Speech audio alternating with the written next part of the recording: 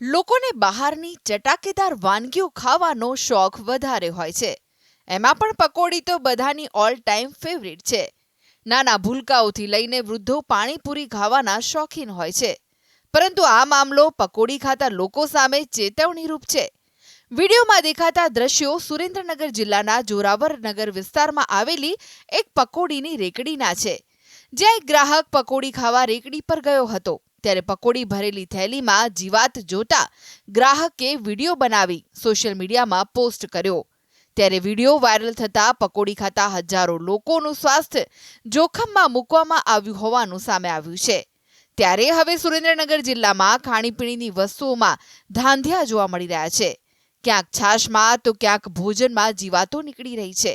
આમ જાહેરમાં રેકડીઓ રાખી અને લોકોનું આરોગ્ય જોખમમાં મૂકતા તત્વો સામે કાર્યવાહી કરાશે તે હવે જોવાનું રહેશે.